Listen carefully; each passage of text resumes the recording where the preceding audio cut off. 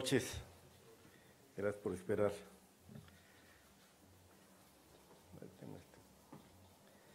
Como lo había informado, el día de hoy estoy rindiendo declaración ante enviados de la Procuraduría General de la República, funcionarios de alto nivel de la Procuraduría General de la República, en relación al procedimiento que se sigue en contra de Javier Duarte y varios de sus cómplices.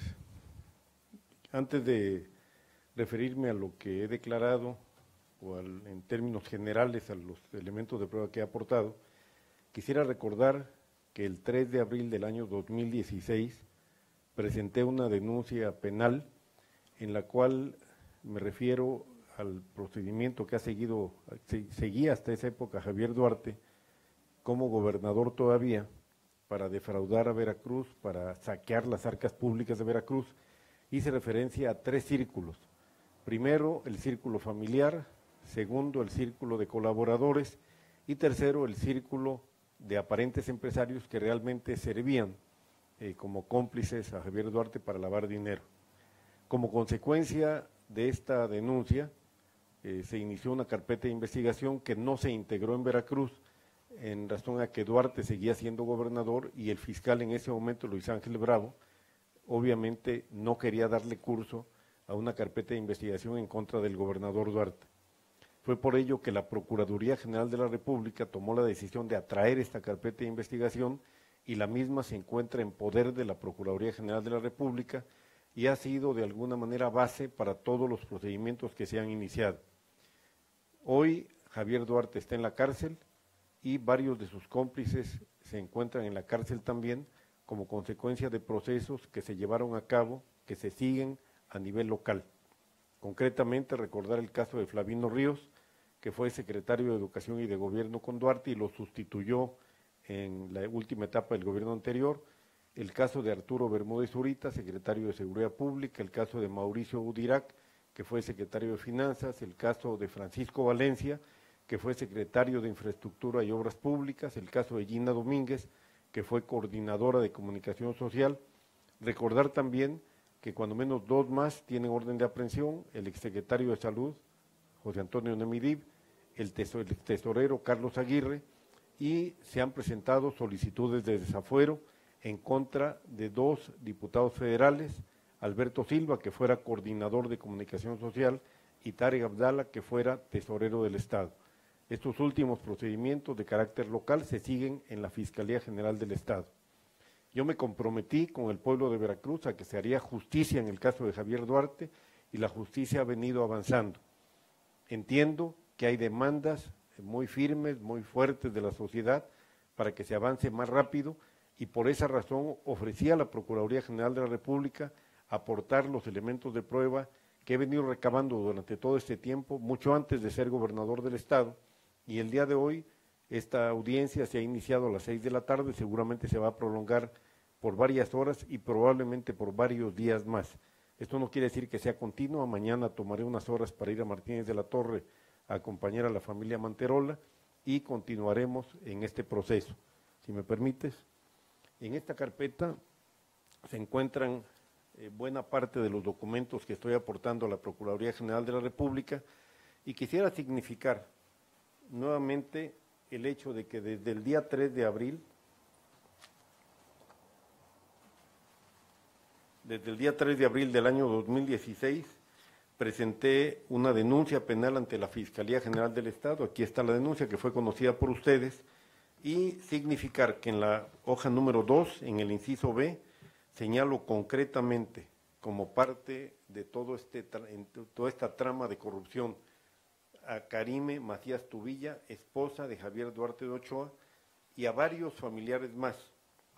Señalo a María Virginia Yadmín Tubilla Letaif, suegra de Javier Duarte; a Córsica Tubilla Letaif; a Mónica Yiján Macías Tubilla; a José Armando Rodríguez Ayache; a Córsica Alejandra Ramírez Tubilla; a Lucía Letaif Barroso; a Jorge Fernando Ramírez Tubilla; a Óscar Miret Aguilar Galindo, cuñado de Javier Duarte de Ochoa, casado con el hermano de Javier Duarte.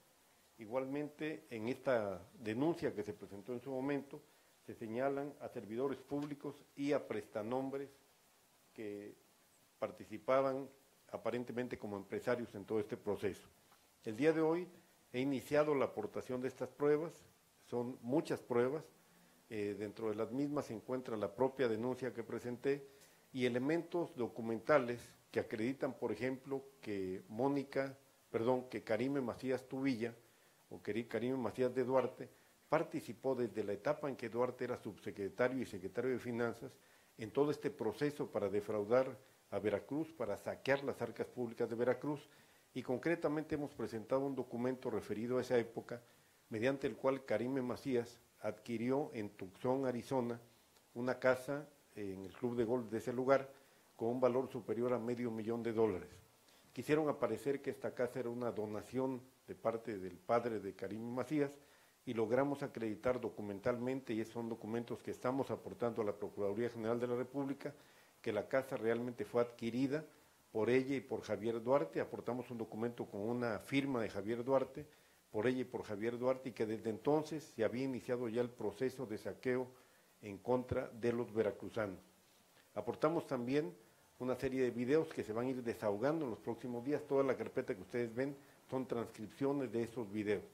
Videos en los cuales constan conversaciones que sostuve con José Juan Janeiro, que es uno de los testigos más importantes en el proceso en contra de Javier Duarte, una reunión que sostuve en Toronto, Canadá, con Moisés Mansur, diversas reuniones que sostuve en la Ciudad de México con algunos otros de los cómplices. Quiero volver a reiterar que yo no era gobernador del estado, ni tenía ninguna potestad en ese momento. Esto fue entre los meses de agosto y octubre del año 2016. En estas reuniones con Juan José Janeiro, Antonio Bandín, en Canadá con Moisés Mansur, el objetivo era lograr la devolución de recursos, y logramos la devolución de cantidades importantes de recursos en beneficio de los veracruzanos. ¿Por qué razón grabé estas conversaciones?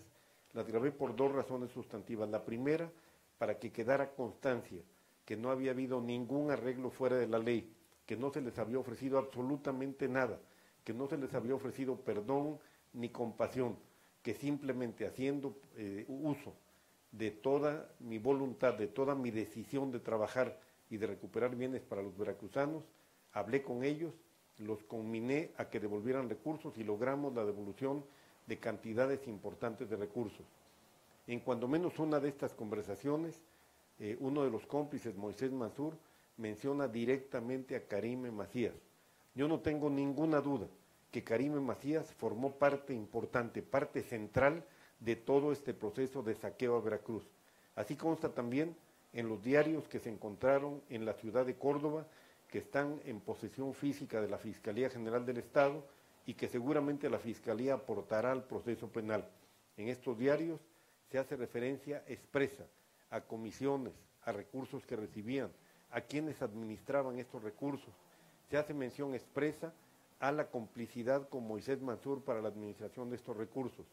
Se hace mención expresa también de cómo enviaban recursos al extranjero. Todos estos datos seguramente serán muy útiles a la Procuraduría General de la República para poder proceder en contra de todos los cómplices, incluyendo a Karime Macías como una cómplice muy relevante en todo este proceso que lastimó profundamente a Veracruz.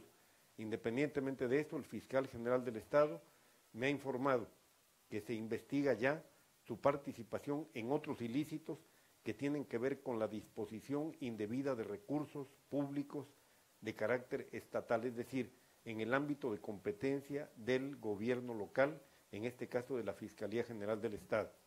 Comento a ustedes que entre los videos entregados se encuentra también una conversación con el diputado Edgar Espinoso, quien reconoce haber participado en todo este proceso y se comprometió en esa conversación a devolver los recursos que indebidamente se llevó de las arcas públicas de los veracruzanos.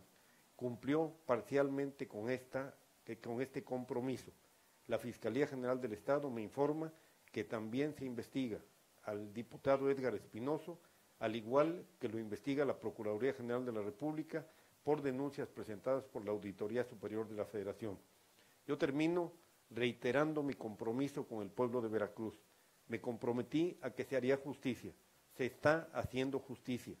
El principal responsable de todo este proceso se encuentra ya en la cárcel, pero hay una demanda colectiva muy sentida, la de que vayan a la cárcel todos y que devuelvan lo que se robaron, que vaya a la cárcel Karime Macías, que vaya a la cárcel el papá de Karime Macías, Antonio Macías, que vayan todos los cómplices, no importa si son familiares, colaboradores o empresarios que se prestaron para robarse el dinero de los veracruzanos.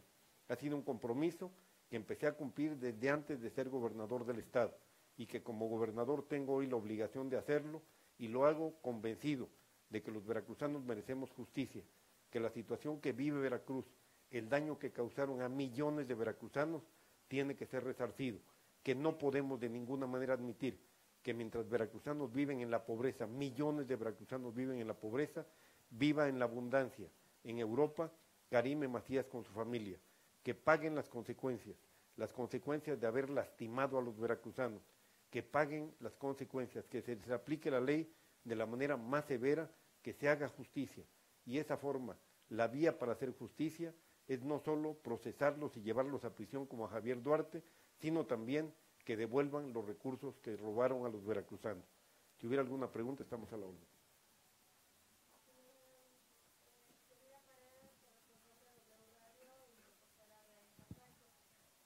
Una pluma.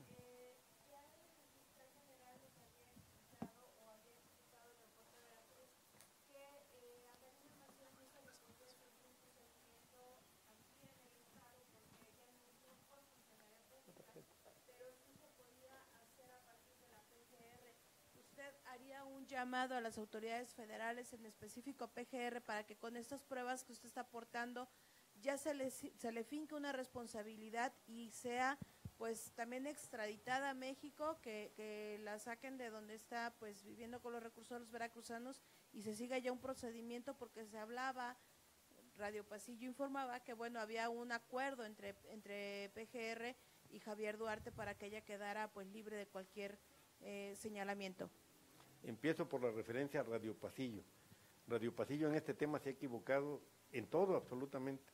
Primero se dijo que no se perseguiría penalmente a Javier Duarte, se le persiguió. Después que no sería detenido, se le detuvo. Después que no sería extraditado, fue extraditado. Después que no sería vinculado a proceso, fue vinculado a proceso.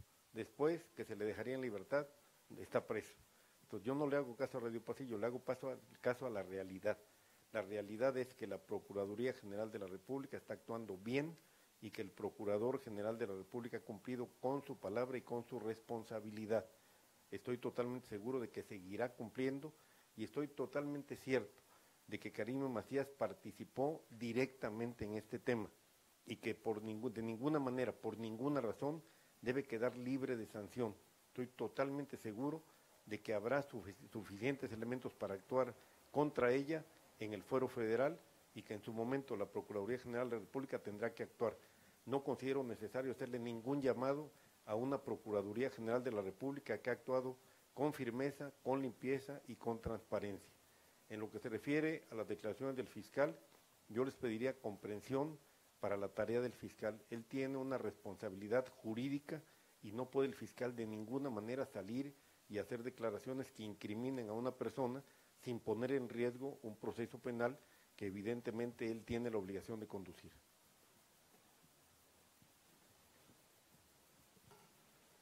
Gobernador, buenas noches. Jesús Ruiz, reportero de Al Calor Político.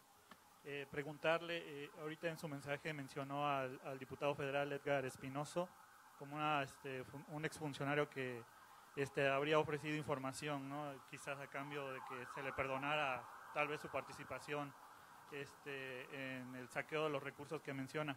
Preguntarle si hay más exfuncionarios que están intentando negociar. Usted también mencionó en su momento a Arturo Bermúdez Zurita. Mencionó que no se iba a permitir, que no se iba a negociar con él, pero sí hay más exfuncionarios que están buscando eso a la fecha.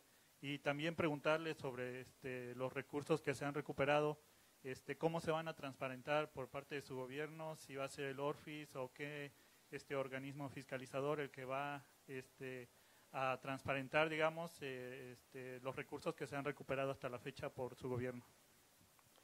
Muchas gracias, Jesús. A ver, creo que no me expliqué lo suficientemente, no fui lo suficientemente claro. y vuelvo a reiterar, yo tomé el cuidado de grabar y de videofilmar mis conversaciones con estas personas con dos propósitos. El primero, precisamente que no se fuera a decir después, como usted está comentando, no afirmando, pero preguntando, que se había llegado a un compromiso de perdonarles, de darles alguna oportunidad, de que no se actuara en contra de ellos. No se ofreció absolutamente nada, simplemente se les conminó a que devolvieran lo que se habían robado. Es el caso de Edgar Espinoso. Edgar Espinoso devolvió algunos bienes inmuebles, devolvió un avión, devolvió un helicóptero, se comprometió a devolver una cantidad mayor de bienes, no ha cumplido hasta este momento. En el caso de los recursos que se han recuperado, en varias ocasiones lo he comentado, son recursos económicos que están depositados en una cuenta bancaria, 720 millones de pesos, que están las cuentas a disposición de los veracruzanos a través del sistema de información financiera, y desde un principio determinamos que esos recursos se aplicaran en obras del sector salud.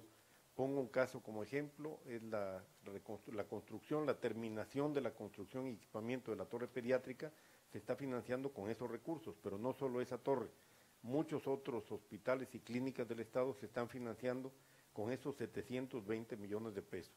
Por otra parte, se han recuperado bienes inmuebles, el caso del Rancho Las Mesas, una tercera parte en Valle de Bravo, que ya es propiedad del gobierno del Estado. La escritura es tan transparente como que se encuentra en el registro público de la propiedad. El rancho está bajo custodia del gobierno del Estado, todo el rancho, y una tercera parte es nuestra. Estamos tratando de recuperar 2/3 partes más, una de las cuales es propiedad de Moisés Mansur Cisneiros, uno de los cómplices de Duarte, que está en Canadá. La otra tercera parte de Gerardo Rosas Bocardo. Esas 2/3 partes están aseguradas por la PGR y las tenemos en posesión nosotros. Es decir, hay 92 hectáreas y 4 o 5 residencias en este rancho en Valle de Bravo que están en posesión del gobierno del Estado, que las vigila la Policía Auxiliar del gobierno del Estado y que probablemente las pongamos a la venta mediante una subasta pública transparente en fecha próxima. El rancho El Faunito, que también fue recuperado por el gobierno del Estado, vía una donación de Juan José Janeiro. La donación está en el registro público de la propiedad, la puede consultar cualquier persona, y el rancho El Faunito se encuentra también bajo custodia, en este caso de la Fiscalía General del Estado, porque había otros bienes ahí como obras de arte que oportunamente se dieron a conocer. Tenemos también, a nombre del gobierno del Estado, a favor del gobierno del Estado en el registro público, varios terrenos en el fraccionamiento del Lago, aquí de Jalapa, el que está atrás de Plaza Las Américas, un departamento en una torre que se encuentra en la Isla del Amor en Veracruz, otro terreno que se encuentra en la carretera hacia Veracruz. En todos estos casos, en estos bienes inmuebles, fueron cedidos al gobierno del Estado por Edgar Espinoso, después de la conversación que tuve con él. Un avión Learjet 45 que se encuentra en los hangares del gobierno del Estado, ya a nombre del gobierno del Estado, un helicóptero Robinson, propiedad también que era propiedad de Edgar Espinoso, que actualmente está en servicio en la zona conurbada Veracruz, Boca del Río, Medellín, siendo utilizado por la Policía Naval. Es decir, se han recuperado también obras de arte. Todos los bienes están perfectamente documentados a favor del gobierno del Estado y los recursos económicos se transparentan por varias vías. La primera es a través del sistema de información financiera. Ustedes pueden acudir cuantas veces sea necesario para saber cómo se están aplicando los recursos, también a través de las cuentas públicas y obviamente a través del órgano de fiscalización superior.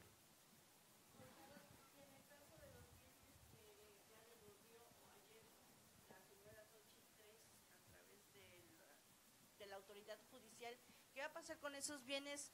Y bueno, pues además me preguntan qué va a pasar con Tarek Abdallah, que bueno, pues hasta el momento la Cámara de Diputados parece que frena el desafuero, con Vicente Benítez y con Juan Manuel del Castillo. Eso me preguntan en este momento. Sí.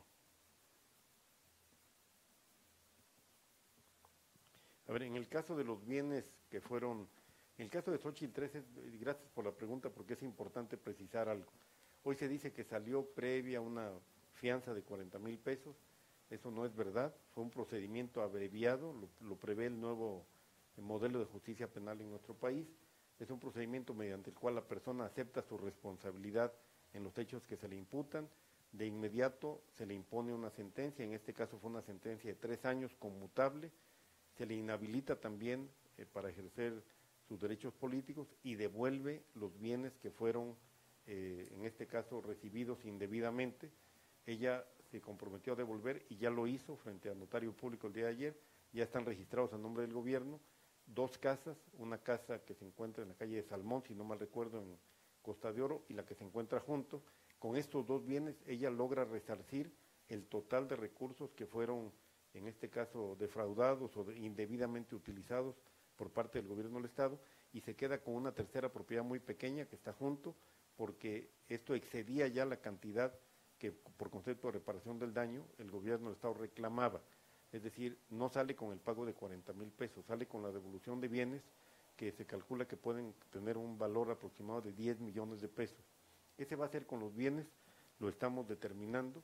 Obviamente vamos a vender los bienes o los vamos a donar a alguna institución de beneficencia pública. Lo estamos ponderando, en los próximos días se dará a conocer, pero son bienes que ya están a nombre del gobierno del Estado. En los casos a los que usted se refería, hay procedimientos ya iniciados, en algunos casos ya más avanzados, como el de Tarek Abdala y de Alberto Silva, no se les olvide, hay solicitud de desafuero en ambos casos. En el caso de Alberto Silva, el coordinador de los diputados del PRI seguramente tuvo un desliz, porque dijo que había sido desechada la solicitud de desafuero, no es así. Ya salió el presidente de la sección instructora de la Cámara de Diputados a decir que no se ha iniciado ni siquiera el procedimiento. El martes habrá reunión de la sección instructora y yo he estado en contacto con el diputado Juan Pablo Piña Cruzain, que es secretario de la sección instructora, y él me ha reiterado que no hay ni siquiera un inicio de procedimiento en el caso de Alberto Silva. Buenas noches, gobernador. Hugo Figueroa, Radio Televisión de Veracruz. Buenas noches, gobernador. Preguntar únicamente, estos elementos de prueba que presenta nuestro señor gobernador ante la Procuraduría General de la República, ¿debe la Fiscalía Federal incorporarlos a esa ampliación de investigación que concedió el juez Gerardo García hace 8 días de 6 meses? ¿Serán incorporados ahí o forman parte de nuevas carpetas de investigación? No, de acuerdo con lo que se ha dicho ya en varias ocasiones, el procedimiento de extradición se refirió en el caso de Javier Duarte a un procedimiento específico, a delitos específicos también, y lo que estamos aportando servirá en esta etapa de investigación complementaria para enriquecer el proceso, el material probatorio, los datos de prueba con los que ya cuenta la Procuraduría General de la República, que fueron, por cierto, suficientes para vincularlo a proceso. Sin embargo, lo que estamos aportando amplía notablemente el material probatorio con el que cuenta la Procuraduría General de la República. ¿Alguien más? Adelante.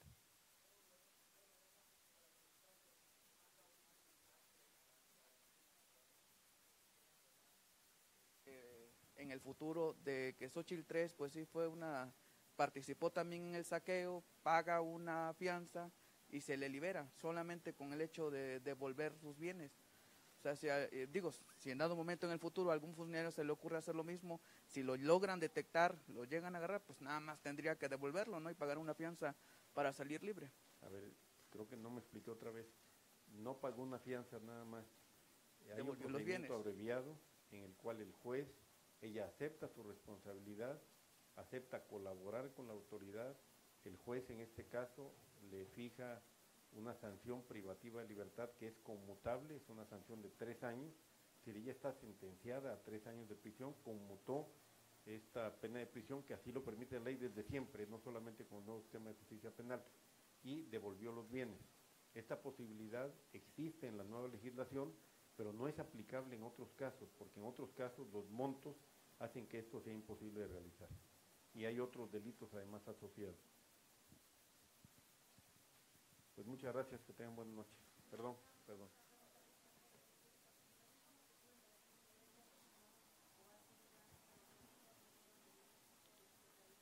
No, mi participación no ha terminado, de hecho bajé porque sabía que estaban aquí esperándome. Mi participación no ha terminado, voy a estar seguramente hoy un rato más. Una parte de la declaración ya está. Tengo que aportar los videos, tengo que aportar las transcripciones. Muy probablemente se prolongue 1, 2, 3 días, en la medida en que yo también tengo que atender otro tipo de tareas. Mañana voy, como les decía, a Martínez de la Torre a acompañar a la familia Manterola, y mi decisión es no ocupar más tiempo del que debo ocupar en esto, hacerlo por las noches, una vez que haya concluido mi función, mi tarea normal como gobernador del estado, aunque siempre termino muy tarde, ahora terminaré más tarde seguramente, pero la declaración va a continuar.